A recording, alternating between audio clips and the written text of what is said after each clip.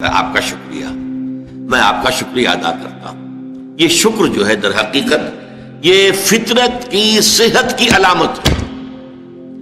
اگر فطرت صحیح ہے تو شکر لازماً ہوگا، اور اگر شکر نہیں ہے تو معلوم ہوا کہ فطرت مسخ ہو چکی۔ آپ کے ساتھ کسی نے بھلائی کی اور آپ کے اندر یہ جذبہ بھی پیدا نہیں ہوا۔ یہ تو حیوانات تک کے اندر ہے۔ آپ کسی پیاسے جانور کے سامنے پانی رکھیے، کوئی بکری ہو، کوئی اور ہو، کوئی گائے ہو، پیاسا ہو، بندھا ہوا ہے، وہ تو ادھر ادھر دوڑ کر اپنی پیاس پوری نہیں کر سکتا۔ بالٹی میں پانی رکھ دیجیے، وہ پی کر پھر وہ آنکھیں اٹھا کر آپ کو دیکھے گا، وہ جانور تو اس کی آنکھوں کے اندر سے آپ کو جذبہ تشکر چھلکتا ہوا نظر آئے۔ اسی معنی میں عجیب بات یہ ہے، عین، عین کہتے ہیں آنکھ کو، اور عین کہتے ہیں چشمے کو بھی۔ عرب کہتے تھے عین الشکرا، وہ چشمہ جس میں سے پانی خود بخود ابل رہا ہو، نکل رہا ہو، نیچے سے زمین سے ابلتا ہو، عین الشکرا۔ اور دابۃ شکور کہتے تھے ایسے حیوان کو، آپ کے ہاں کو گائے ہے، بھینس سے بندھی ہوئی ہے، آپ اس کی ٹہل سیوا کر رہے ہیں، اچھی خوراک دے رہے ہیں، غذا دے رہے ہیں، نہلاتے بھی ہیں گائے بھینس کو، تو پھر اس کا ظہور اس کے بدن پر ہونا چاہیے، اس پہ فربہی آنی چاہیے، تو اس کو کہیں گے دابۃ شکور۔ یہ شکر گزار جانور ہے کہ اس کے ساتھ جو بھلائی ہو رہی ہے، جو خیر ہو رہا ہے، اس کے نتائج اس پر ظاہر ہو رہے ہیں۔ تو یہ فطرت کی در حقیقت صحت کی علامت ہے۔ ایک پرانی کہانی آپ نے بھی بچپن میں پڑھی ہوگی کہ ایک غلام کہیں بھاگا ہوا تھا، اور اسے راستے میں ایک جگہ اس نے دیکھا ایک شیر پڑا ہوا کراہ رہا ہے، اور اس کو شدید تکلیف تھی، اس کے پاؤں میں ایک کانٹا چبھا ہوا تھا، ظاہر بات ہے شیر نہیں نکال سکتا تھا اس کو۔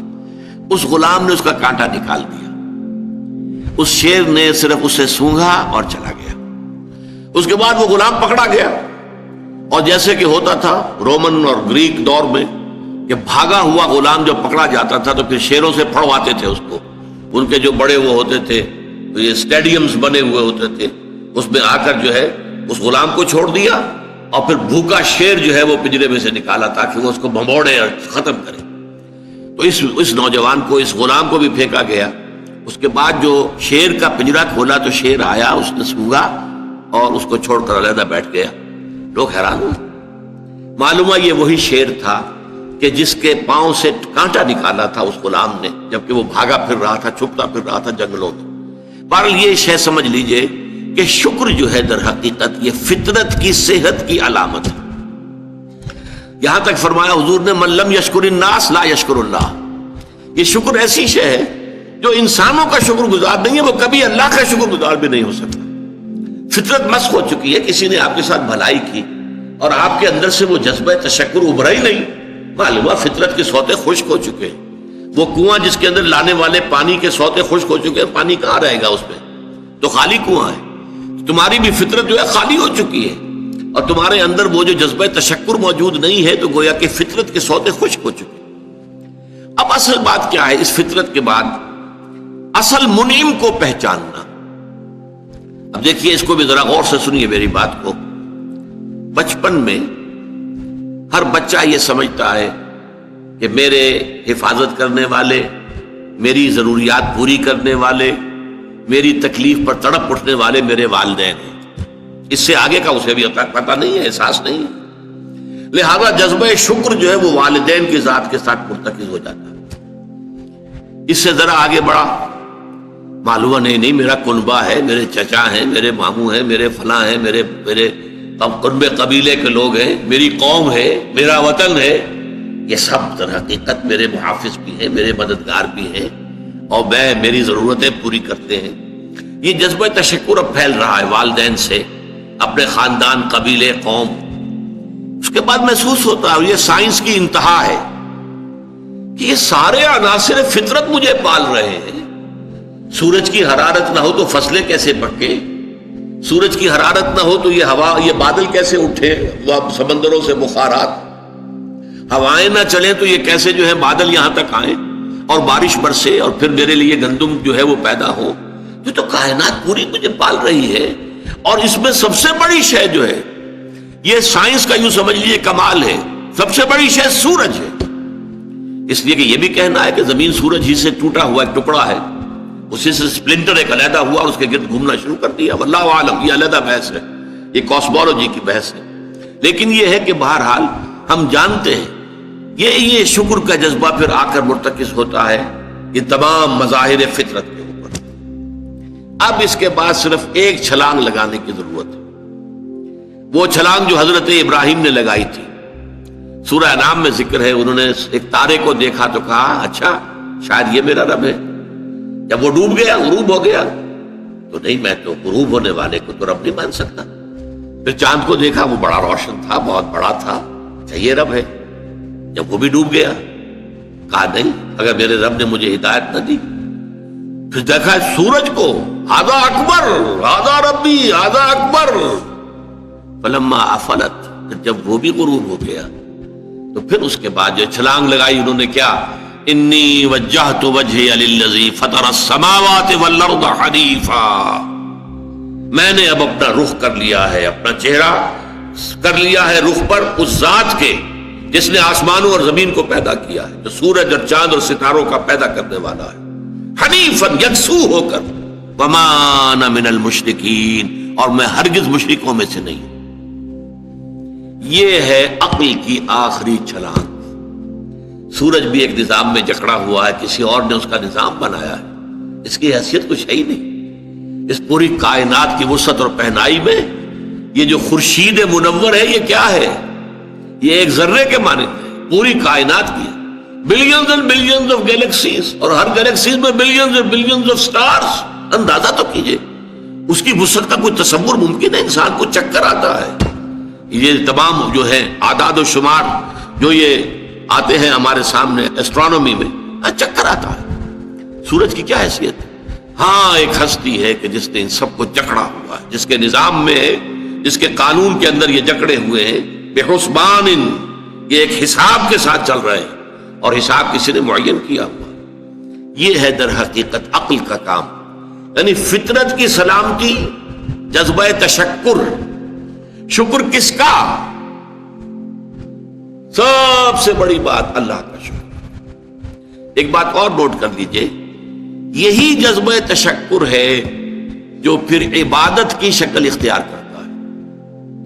دیکھیے شکر، آپ کے ساتھ کسی نے بھلائی کی، آپ کی فطرت کا تقاضا نمبر ایک یہ کہ اس کا شکریہ ادا کریں، نمبر دو یہ کہ آپ بھی کوشش کریں کہ کوئی میں بھی اس کی خدمت کروں، میں اس کو بدلہ دوں۔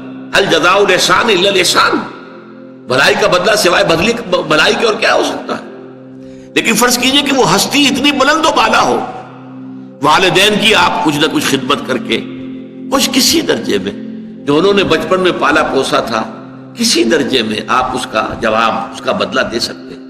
بڑھاپے میں یہ ہے کہ انہیں فلا تقل لهما اف ولا تنهرهما، انہیں اف تک نہ کہا جائے، انہیں جھڑکا نہ جائے، ان کی اطاعت کی جائے، ان کی فرما برداری کی جائے۔ ہاں ناحق بات میں ان کی بات نہیں ماننی، شرک پہ مجبور کریں تو ان کو نہیں ماننا، ان کے حکم کو، لیکن باقی یہ اور چیزوں کے اندر ماننا۔ تو یہ سارا معاملہ یہ کسی نہ کسی درجے میں آپ نے اسے بدلہ دے دیا، اور جو بھی ہے، لیکن جہاں کہیں ایسی ہستی کا شکر ہے کہ جسے آپ کو بدلہ دے نہیں سکتے، سورج کو کیا بدلہ دیں گے؟ وہاں یہی جذبہ تشکر جو ہے جذبہ عبادت میں ڈھل جاتا ہے۔ ہاتھ جوڑ کے کھڑے ہو گئے سورج کے سامنے، ڈنڈوت کر رہے ہیں، سجدہ کر رہے ہیں، یہ کیا ہے؟ کیوں ہے؟ یہ وہی جذبہ تشکر ہے کہ اس سورج ہی سے ہمارا سارا نظام چل رہا ہے، میرا پورا وجود یہ در حقیقت اسی کے ذریعے سے اس کی ساری ضرورتیں اور سارے تقاضے پورے ہو رہے ہیں۔ یہی جذبہ تشکر ہے جو جذبہ عبادت کی شکل اختیار کرتا ہے۔ اور جب جذبہ تشکر صحیح جگہ جا کر لگ گیا، یعنی جیسے کہ میں مثال بارہا دیتا رہا ہوں کہ اگر آپ کو کسی اونچی فصیل پر چڑھنا ہے اور آپ کے پاس جو ہے وہ ایک کمند ہے، تو پہلے کمند کو آپ پھینکیں گے اونچا، آپ کے بازو میں طاقت ہونی چاہیے۔ اگر بازو میں طاقت ہی نہیں ہے تو کمند کہیں قریب ہی جا کے اٹک گئی تو جہاں تک وہ اٹکی ہے وہیں تک چڑھ سکتے ہیں نا، اس سے آگے تو نہیں جا سکتے۔ تو کمند کو پہنچانا ہے پہلے اونچائی تک۔ اب دیکھیے اس کو اقبال نے کہا ہے، یزداں بکمند آور اے ہمت مردانہ، تمہاری کمند یزداں کے ساتھ جا کر جڑے، اللہ کو پہچانو۔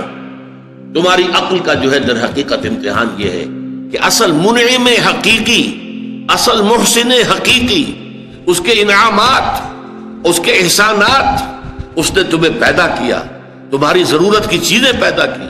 ان تعدوا نعمت اللہ لا تحصوها، اگر تم اللہ کی نعمتوں کو گننا چاہو کبھی احسان نہیں کر سکتے، کبھی ان کی گنتی نہیں کر سکتے.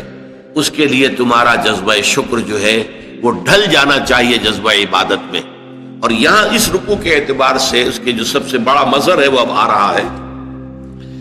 وَإِذْ وَلَقَدْ آتَيْنَا لُقْمَانَ الْحِكْمَةَ أَنِ اشْكُرْ لِلَّهِ أَنِ اشْكُرْ لِلَّهِ. گویا کہ حکمت کا تقاضا یہ کہ شکر کا جذبہ اللہ تعالیٰ کی ذات کے ساتھ وابستہ ہو جائے. وَمَن يَشْكُرْ فَإِنَّمَا يَشْكُرُ لِنَفْسِهِ. اور جو کوئی شکر کرتا ہے وہ اپنے بھلے کو کرتا ہے. اللہ کا کوئی کام نہیں بنتا اس سے، اللہ کی کوئی ضرورت پوری نہیں ہوتی. وہ ضرورت سے مبرہ ہے، منزہ ہے، اعلیٰ ہے، عرفہ ہے، اس کی کوئی ضرورت نہیں، احتیاج ہے ہی نہیں، وہ محتاج نہیں ہے، وہ تو غنی ہے.